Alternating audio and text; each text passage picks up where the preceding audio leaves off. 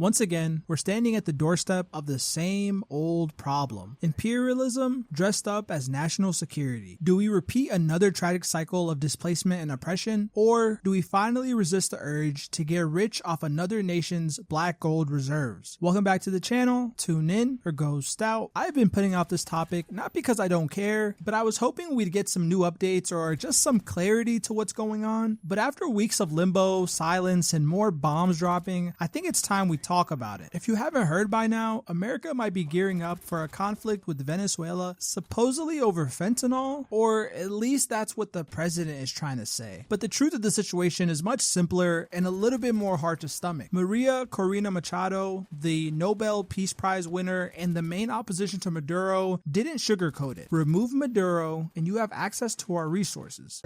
And this is amazing, super exciting for me.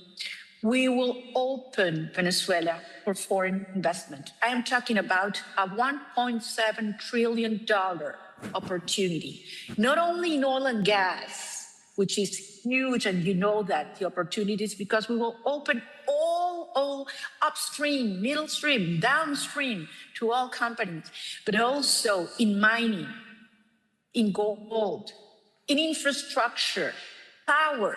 The proven oil reserves in Venezuela sit at 300 billion barrels, meaning whoever controls this market, or at least has access to it, can become filthy rich, especially when you take into consideration that oil is a finite resource. But here's the twist. This isn't just a US versus Venezuela issue as everybody's painting it as. This is kind of the Latin American version of Ukraine or Taiwan, a small nation with very large global implications. To paint a correct and accurate picture of what's going on, I think we need to know who's involved. The three major powers being America, Russia, and China. Let's start with China. China and Venezuela established ties all the way back in August 1944. China at the time opened an office in Caracas, while the Bolivarian Republic opened offices in Nanking, which later was moved to the capital of Taiwan, Taipei. And while the connection between these two countries dates back many decades, they didn't really establish many trading connections until 1998 when Hugo Chavez took office. Hugo Chavez made it a mission of his to distance himself from America and find other trading or diplomatic partners in the world, and he ended up in the arms of China. And he didn't hide this intention at all. His first trip to China was in '99, just a year after being elected. In his 3 terms as the president of Venezuela, he would visit China more times than any other leader before him or after him, speaking at a wide range of universities in China, even going on to say that the Bolivarian Revolution was based off the ideologies of Mao Zedong. Some people may say that he's glazing, but he had no intentions on hiding his love for China and his disapproval and dislike of America. Chavez's rise to power was not an easy one. It dates back to the 1980s, and it was very brutal. Follows a series of revolutions and riots and repeated attempts at a coup. To say Chavez was a polarizing figure in politics would be just scraping the surface. He served for 3 terms and won an election to serve a 4th before he succumbed to the damages of cancer. And in the 13 or so years that he was in power, so many things happened that set the stage for today. One of the most significant and early moves Chavez made as president was to reform the state-owned oil company PDVSA, changing it from a company that runs with little to no government influence into a direct arm of the government to back its Bolivarian mission, which are a wide range of social programs used to raise public support for the regime. Run by a lot of different bodies of the government, they would help provide adult literacy programs, offer free community health care, and construct more low-income housing for the poor, as well as subsidize food and other goods for them. While many people cited a lot of corruption with these programs, it did have a net positive effect on the poverty levels in that country, but it also steered them into one of their biggest issues, a huge over-reliance on oil. And with problems like the company oil seizure, where that same state-owned oil factory had a 2-month-long strike in an attempt to force Chavez to step out of office, where Chavez responded by firing 18,000 employees, charging a lot of them with corruption and mismanagement of funds. While the strike did end, it had a negative effect on the GDP for that year, going to show just how much they relied on oil. But up until 2005, most of the problems that plagued Venezuela were in Venezuela. That was until it went on to expand its foreign ties. Chavez started traveling everywhere he could, ranging from Iran, Russia, Russia, China, Nicaragua, Cuba. If there was an ally to be had, he was going to go there. And he was still maintaining his relationship with the U.S. until the UN General Assembly of that same year, where he went on to call George W. Bush the devil, also calling Bush the spokesman of imperialism. He would go on to win re-election once again with a 63% vote in his favor, even going on to say that nothing can stop the revolution. Right after he won, he went into the mindset of creating a one-party system, the United Socialist Party of Venezuela, the PSUV. But that pales into comparison to what happened in 2007. At this point, Chavez had a mandate to rule, and he knew that. So he used his power as much as he could and passed a new mandate. And it was passed by a National Assembly who were mainly his friends. He nationalized telecom, electricity, and the banks, canceled broadcasting licenses for most of the private media companies in the country, and even proposed rule by decree for 18 months in April of that same year. He would also go on to nationalize the oil company that controlled the eastern half of Venezuela's oil reserves, which was estimated to have 236 billion barrels, the largest known petroleum reserve in the world at that time and still today. And remember how I mentioned he nationalized the central bank? Well, in 2007, Chavez withdrew Venezuela from the International Monetary Fund and the World Bank, paying off all the debt Venezuela had 5 years ahead of its schedule and announcing the creation of the Bank of the South to fund more development projects in South America. And after this moment, you can see the shift in Venezuelan politics and just how bad Chavez was starting to be perceived. He was doing so much government action and wielding the oil money like a sword. One of his first moves after establishing the Bank of the South was a 8,000-mile oil pipeline that would pass through Brazil and Bolivia to connect Venezuela to Argentina. While no one knew how much Chavez or Venezuela was going to contribute to this pipeline, by that time, his public spending had already doubled from just 3 years prior in 2004, and inflation was beginning to become a problem. As well as debt concerns, people were really starting to wonder, was Chavez running the oil well dry? But Chavez didn't pay these concerns too much mind, and as Bush ended his term off, the relations between U.S. and Venezuela had truly reached a new low in the final months of the Bush administration, leading to the removal of the U.S. ambassador by Chavez in that same year as an act of solidarity with the Bolivian president Evo Morales, who also expelled the U.S. ambassador to his country that same year. But instead, he claimed it was because the U.S. was trying to overthrow him. The State Department at the time denies this, but even with these growing issues with the U.S., Chavez would maintain power up until 2013, where he lost his battle with cancer. He served 3 full terms, and prior to his death, he even won an election for a 4th term. I know we're touching more on who Hugo Chavez is and not his relationship to China, but to understand his relationship with China, you have to understand who Hugo Chavez was. He was someone who championed socialism in the countries that practiced it, viewing America as greedy, power-hungry, and viewing China as a mutual partner. This mindset led to a lot of investment between the two countries. The amount of bilateral trade between the two countries just between 2003 and 2012 was 24-fold, from the $700 million they made in 2003 to $20 billion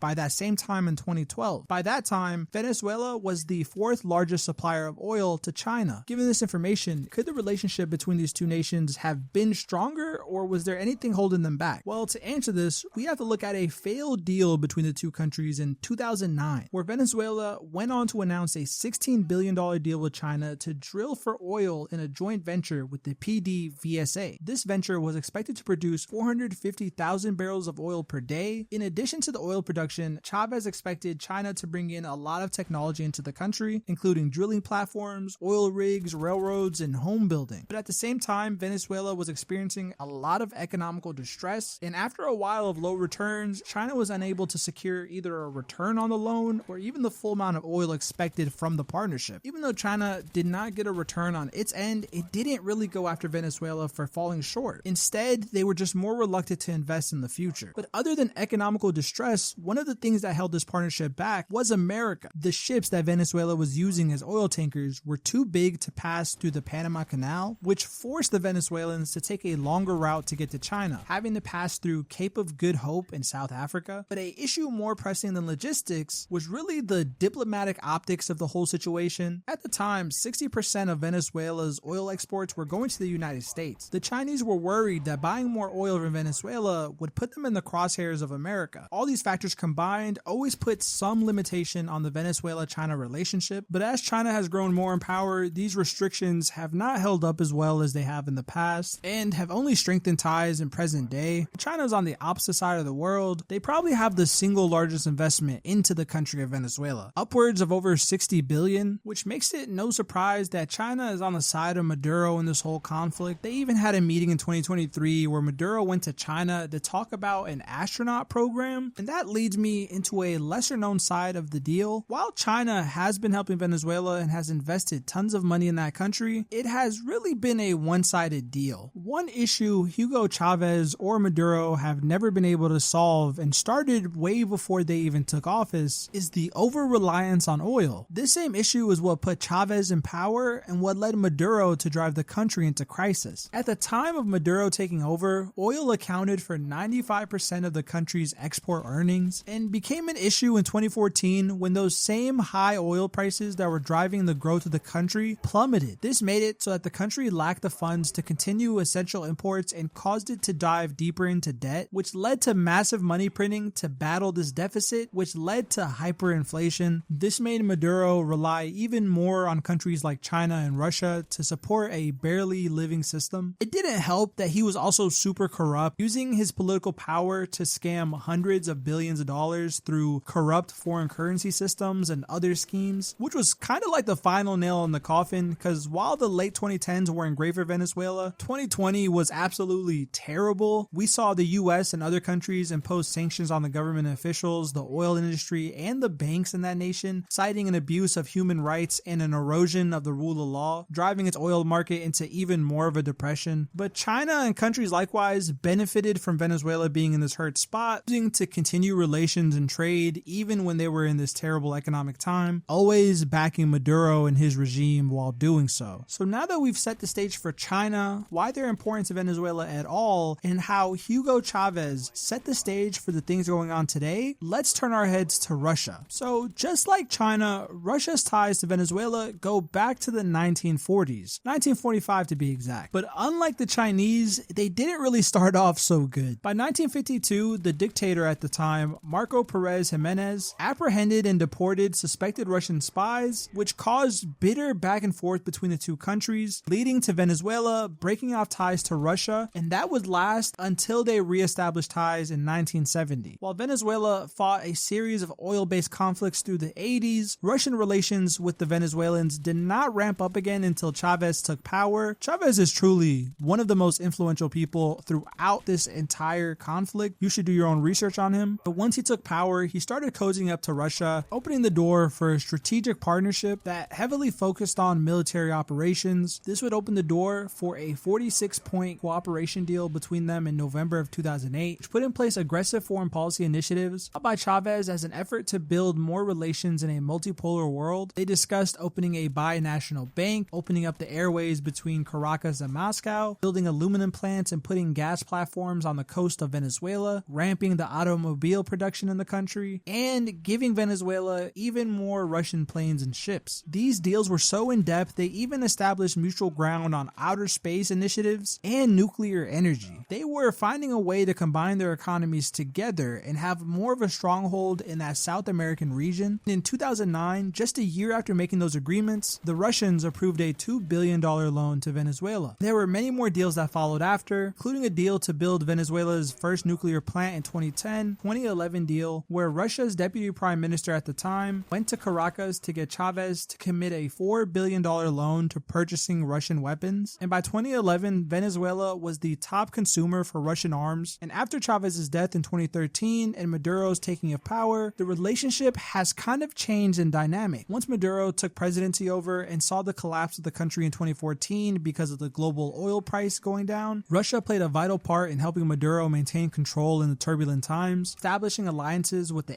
ALBA and other proxies to help militia forces, which in turn helped the Bolivarian governments maintain power. And even in 2018, when Maduro won re-election through a very criticized and some would even say fraudulent election, with many Western countries coming out and denouncing his presidency as not legitimate, Russia was one of the few countries to recognize his win. And in December of that same year, they sent 2 bombers capable of holding nuclear weapons to do training simulations with the Venezuelan military. And in 2019, when more Western countries were calling Maduro's presidency illegitimate, Russia refused to back down and was still seeing Maduro as the rightful leader of Venezuela and sided with with China to veto a resolution in the UN Security Council that called for new presidential elections in Venezuela. And the next year after that, Russia invaded Ukraine, which upset many countries in the world, but not Venezuela. Maduro threw his hat in the ring in support of Russia in the invasion. This really shows the dynamic of the two countries. It is more a test of loyalty than anything. The Venezuelan government for a long time has just been anti-American for a lot of reasons. They view America as interventionist. There are several ideological clashes between socialism and how America operates. Mix that in with the range of sanctions that have been into place, mixed in with the political climate set since Hugo Chavez and even before then, it's a no-brainer why Venezuela would choose the help of China and Russia over America. They are more ideologically aligned than any other nations on this planet, which leads us into Venezuela and America. The relation between these two countries dates back before they were really even countries. At the time, Spain controlled much of South America and chose to support the American revolutionaries by secretly providing crucial financial and military support to the Patriots. That is, before they officially joined the war in 1779. Some even say that if Spain didn't help us in that war, we wouldn't even have enough gunpowder to fight back to the British, just showing how important of a role they played during that time. I know, that was a big time jump. But shortly after this war, in 1808, the Spanish-American Wars of Independence kicked off, which were just a few of the many wars going on around the world at the time. But these conflicts would give independence to most of South America, and this posed a very unique problem for the United States at the time. While they were on the side of the people fighting for independence during those wars, even though they tried to stay as neutral as possible, they were more worried about the problems that this would create, leaving too much room for the Europeans to come in and dominate politically. With this problem soon to be on the doorstep, President James Monroe came up with the Monroe Doctrine on December 2nd, 1823. By this time, most of the Spanish colonies have gained independence in the Americas or were very close to it. Monroe Doctrine played kind of a guideline to the New World Order that the Americans were trying to set in place, separating the West from the East and stopping the European sphere of influence, pushing European power away from sovereign states. While they would not mess with existing European colonies, the United States would not tolerate European meddling in South American conflicts and use the force of its military to back up its words. While at the time of creation, the Monroe Doctrine wasn't taken very seriously, mainly because America didn't have the might to back the force that they were speaking of. A lot of the global peace seen at this time did not come from the Monroe Doctrine, but instead the Pax Britannica. This was the global hegemony that the British Empire had over the world, where essentially they played like the global policeman and their empire ruled from every corner of the world. If not by just sheer power, by the amount of political influence and mass that they had. The British Empire was growing rapidly at this time through the Napoleonic Wars that were tearing from every corner of Europe. And the British Empire capitalized on all the devastation going on in the world, amassing a lot of wealth and power during this time. While the Spanish-American Independence Wars saw their end in 1833, we would not really revisit that area until 1902. While the Monroe Doctrine was meant to keep out countries from intervening or politically influencing those nations, it was kind of a gray zone when it came to debt. Venezuela played a very crucial part in making the United States answer this question in real time. Right before Christmas in 1902, a naval blockade was imposed against Venezuela by Great Britain, France, Germany, and Italy. It lasted 3 months, and it all started because President at the time, Cipriano Castro, refused to pay the foreign debt and damages suffered by the Europeans in the recent Venezuelan civil war that just happened. And he did so because he assumed that the Monroe Doctrine protected against any type of influence. And he assumed that if Europe even tried to claim the debt, then Washington would intervene to prevent them. However, at the time, Theodore Roosevelt wasn't really sure about this. He saw the Monroe Doctrine only applying into intervention, not seizure of assets because debts couldn't be paid, but he still knew how important influence in that region was, and that led to the creation of the Big Stick policy. It was a policy strategy famously described through the phrase, "speak softly and carry a big stick," showing the dual approach that America would adopt in its new deals. At this point, America had amassed a very large amount of power and has amassed a military force strong enough to back up the Monroe Doctrine, allowing the United States to negotiate peacefully at the table or wield the big stick that is the military if need be. This extension of the Monroe Doctrine would help establish the Panama Canal later and was the driving factor behind solving the Venezuelan crisis and getting those European countries to drop the blockade blockade against Venezuela, and also established the Roosevelt Corollary, a foreign policy statement that was added to the Monroe Doctrine that gave the United States the right to intervene in Latin America to stabilize their economies and prevent European intervention. It basically put us as the international police for the Western Hemisphere. And this same policy has been used to justify a lot of U.S. military operations in these Latin American countries, until FDR implemented the Good Neighbor policy in 1933 that basically said, hey, we'll stop messing with you guys, and was aimed at improving relations between Latin America, pledging to them to be a good neighbor and respect the sovereignty of those nations. Many people dispute how effective this policy was. That would be a lot to dive into. One thing to note before we move on from this section is just how imperialist America had become. With the addition of the Roosevelt Corollary, this opened the door to a lot of military action within the Latin American sphere, a lot of them through the CIA and underhanded means, which displaced many and brought a lot of wars to the region. By the time FDR was president, the relationship between Latin America and the United States was very strained. They view America as more of an enemy than a neighbor. So with the Good Neighbor policy, FDR sought to help relations, but it wasn't fully out of the kindness of his heart. The idea behind these policies that lasted from 1933 to 1945 was to let these countries become an open market where we could invest and make even more money. So while it was exploitation, it was a better form of exploitation than what we had prior. Again, it doesn't make it right, and a lot of suffering came from this time. And this policy, the Good Neighbor policy, would not last forever, being dropped shortly after World War II due to fears of the Cold War and U.S. interventionism returning to Latin America because of worries of communism. The next significant connection between Venezuela and America doesn't come until the 1950s, and this is when dictator Marcos Perez Jimenez took power. He gained power through the 1948 coup. He led the anti-communist regime, which opened the door for American oil companies to come in and exploit the country's natural resources, with a portion of these profits going directly to Perez Jimenez himself. And in 1954, Perez Jimenez received the Legion of Merit from the U.S. government. But don't let any of this confuse you. Jimenez was definitely a dictator, very much believed in the idea of taking rights away if it meant security and peace. He would be overthrown via coup just 5 years after taking power, where in January of 1958, he was forced to abandon the government, and for the first time ever, Venezuela would put in place a stable democratic government, and the three main political parties in the country would go on to sign the Punto Fijo Pact, which was essentially a formal agreement to recognize the election and establish the democratic system they put in place and stop the dictatorship from forming. This would go on to create the most stable time in the republic's history. Shortly after this in 1960, Venezuela would go on to join OPEC, with the likes of Iran, Iraq, Kuwait, and Saudi Arabia as a founding member of the organization. Would ride this momentum into the 1970s, where the countries involved in OPEC would see an oil boom. Prices skyrocketed, and they benefited greatly from this, especially in 1973, where in a 5-month span, OPEC nations placed embargoes on countries backing Israel in the Yom Kippur War and saw oil prices quadruple as a result. This insane jump in price made Venezuela the country with the highest per capita income in Latin America at the time. While they did see insane profits, they also saw widespread mismanagement and corruption. In 1976, with insane profits from the oil boom, we would see President Carlos Andrés Perez nationalize the oil industry, creating the state-owned PDVSA, which oversaw all of the exploring, producing, and refining of oil, as well as the exporting. But at this time, the PDVSA was more of a business without a lot of government regulation and was still free from political influence for the most part. At this time, Perez also let the PDVSA partner with foreign oil companies, so while it was nationalized, foreign oil companies held about 60% equity in the company, and all the corruption that was going on was no big deal because of the profits. That was until the 1980s oil glut, where the world saw an oversupply of oil and in turn made the price of oil tank, which devastated a lot of OPEC nations and saw inflation soar, especially in Venezuela. It accrued massive foreign debt because during its time of prosperity, it went around and acquired foreign refineries such as Citgo in the United States. This immense economic downturn and drop in oil prices made Perez turn to the IMF, the International Monetary Fund, for a bailout. And this bailout came at the disgruntlement of a lot of the Venezuelan people, and was one of the direct factors that put Hugo Chávez into power. The austerity package put in place by the IMF required Venezuela to basically cut all social programs to zero and made the government run like a well-oiled machine at the cost of its citizens' happiness and well-being, which didn't sit too well with the military. The measures in the plan caused a violent riot in 1992. Hugo Chavez, a military officer at the time,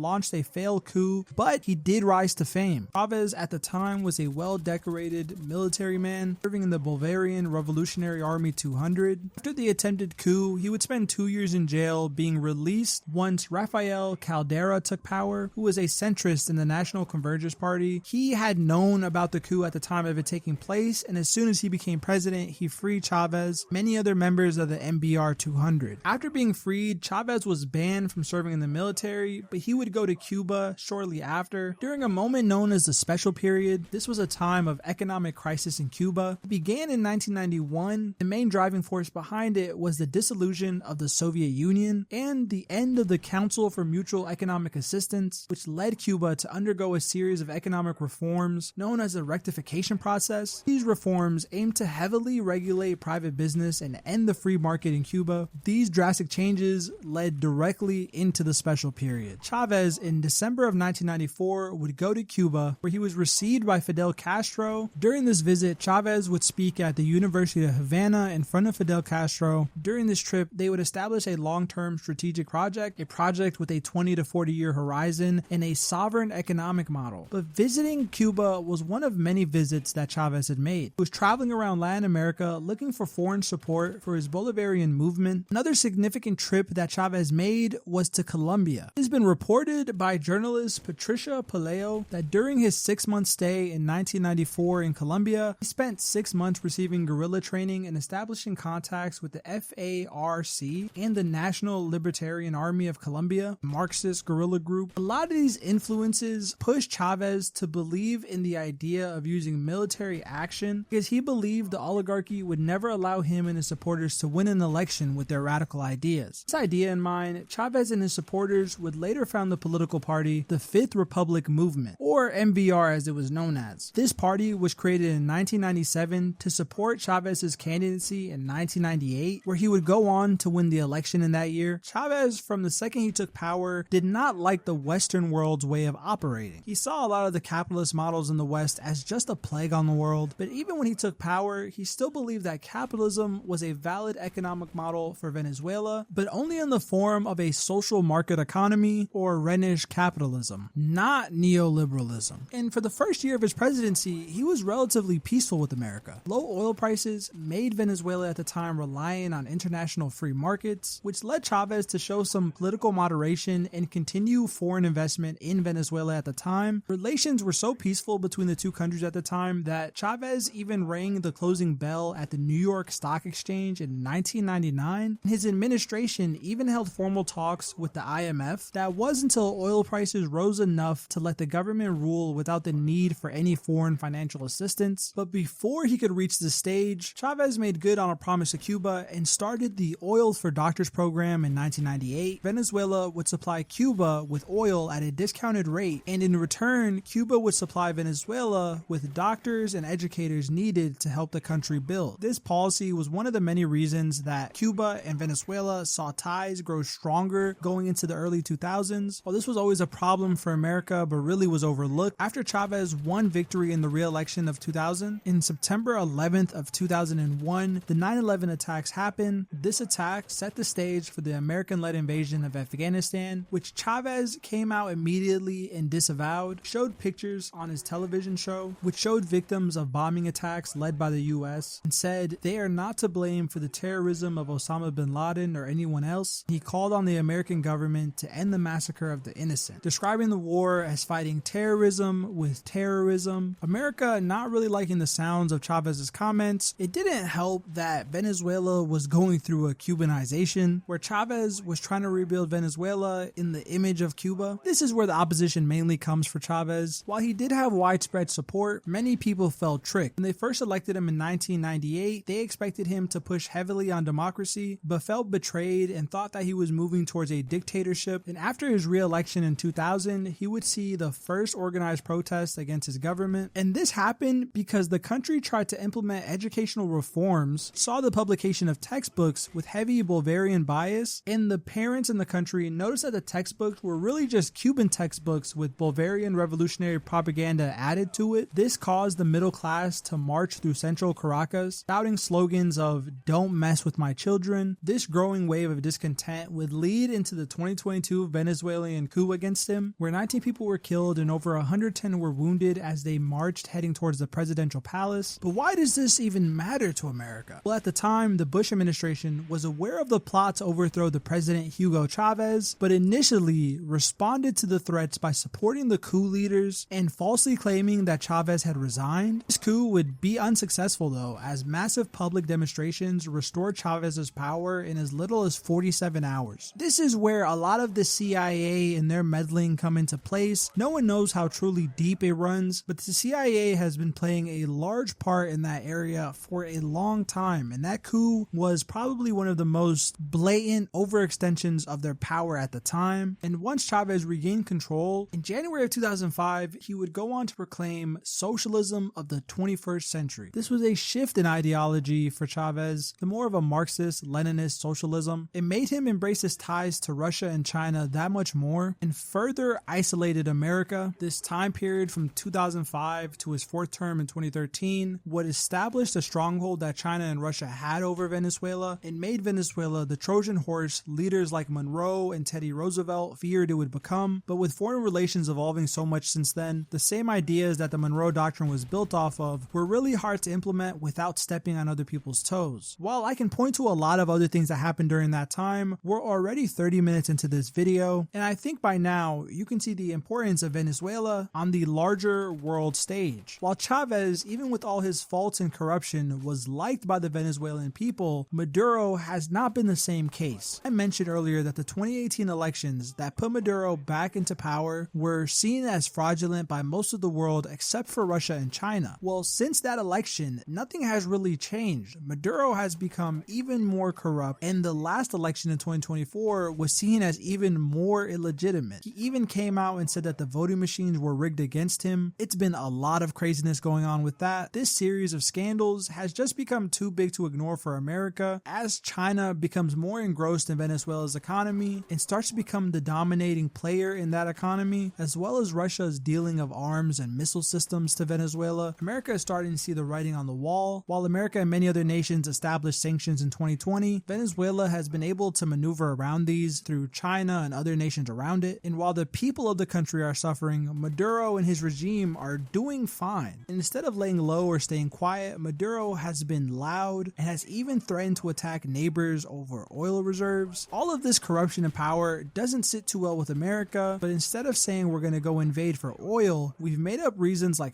and drug boats, even going as far to bomb some drug boats, with many reports saying that they actually weren't drug boats at all but were fishing vessels. While I'd like to be able to support this line of thought, many of the attacks being held on these fishing vessels or drug boats are being done directly without the consultation of Congress, leaving a lot of questions in the air, and even leading the UK to suspend some intelligence sharing with the US over the boat strikes. And as of right now, Sunday, November 16th, America is currently surrounding Venezuela, preparing for attacks, and Venezuela has mobilized their forces in response. And just how sticky of a situation this has become is starting to show itself, with Russia showing support for the Maduro regime and the resistance against America, even supplying them with more weapons and bolstering mercenary forces within the nation. This conflict between Venezuela could spiral into an international conflict, just like America fuels supplies to Ukraine. This isn't just some made-up hypothetical. This is right after America sent the USS Gerald R. Ford, the largest naval vessel in history, to position itself off the coast of the Caribbean, and there's real threat of on-ground invasions kicking off sometime next week. The Jeffrey Epstein file vote is to happen Tuesday. We may see the invasion of Venezuela Monday. But while Russia is not scared and is openly throwing its hat into this conflict, China is doing the same, but in a more strategic, undercover way. At the Shanghai Expo 2025, Beijing unveiled a zero-tariff trade agreement with Caracas, meaning that it would drop most of the tariffs it has on over 400 different categories of products, opening the door to more trade between the two countries and giving China even more access to the Venezuelan economy. While this may give Maduro's regime temporary relief, it will just move them into the hands of China even more than they already are, and that directly ties into what's going on with America. The reason I felt the need to even discuss the Monroe Doctrines and the different additions that were added to it throughout history was to put more context into into the situation we're in right now, while many people will say it's for oil or whatever other reason they're giving you, it's truly a case of this is our hemisphere and we control it, and this has been the ideology that America has rolled with for a very long time and hasn't had much reason to enforce it in a while. Venezuela, as I said, has always been a thorn in American side, but now is showing its hand more than ever. With the arrival of a viable opposition party in the form of Maria Machado, I think the US is seeing its opportunity to implement that doctrine once again, but given that policy has changed in so many times and the world looks so different, it has become harder to just come out and say that we're doing it. China and Russia have been playing the long game, and while America has not really taken Venezuela as a serious concern for many decades, the implications of losing one of the largest oil reserves on this side of the world, which would leave a power vacuum for China or Russia to fill, which would start in Venezuela but would quickly pour into other countries like Colombia or Brazil. Given the close distance between Venezuela and these other nations and a lot of the shared history that they have, it would not be crazy to assume that if China or Russia were able to establish a larger hold in the Venezuelan economy, they could use the power and monetary gain to go ahead and influence other nations in that same area, which would be directly at odds with the power structure that America has in the Western Hemisphere. Conflicts like Venezuela pose a real problem for America. While the line of action is easy to disagree with, and many people say that we don't need to start this foreign war with Venezuela, the real world consequences of letting Venezuela fall into the hands of a China, Russia, or any other power would pose such a devastating outcome for America. It would guarantee obscene amounts of wealth and power and strategic benefits. Venezuela truly has the power to become one of the wealthiest nations in the world, and currently it politically does not align with America. While a lot of tampering has happened and a lot of boasting of forces has happened more recently, the solution to Venezuela has always been a problem that we've tried to ignore. Many people pointed to it as a failed socialist regime and a country with no value, but in reality, it is probably one of the most important countries on the existence of the Western Hemisphere currently, other than America itself. Whoever gains control of these oil resources will be one step closer into dominating their power over the other, and as things head into more of a polarized world, I would not be surprised if we saw a Cold War-esque era with these nations. The stage is already being set as the battle in Ukraine continues to rage on, and a battle with Taiwan looms in China's future. Adding Venezuela to this pot would only raise tensions that much more. When you have the Russians floating the idea of using nukes, the thought that we may be entering a new Cold War era is not too surprising. How far will we go for oil? How far will we go for security of the Western Hemisphere? And how far will we go to fight communism? A lot of questions that we thought were answered in 1902 are being rehashed, and new chapters are being written to answer those questions. Where we go from here is unknown to me, but if you were hoping for us to avoid a conflict, I'm not sure if that's possible anymore. But what do I know? I'm just an unemployed guy playing Call of Duty, sharing my opinion. If you agree or disagree, let me know down below in the comments. I know this was a longer video than usual, but I really want to dive into the situation because it does have larger implications for the future, and to understand why we're here, you have to realize where it started. But do you think Maduro will even fight back, or is all of this just posturing? If you haven't already, like and subscribe to join the thread, and with that being said, thank you for tuning in. Until next time.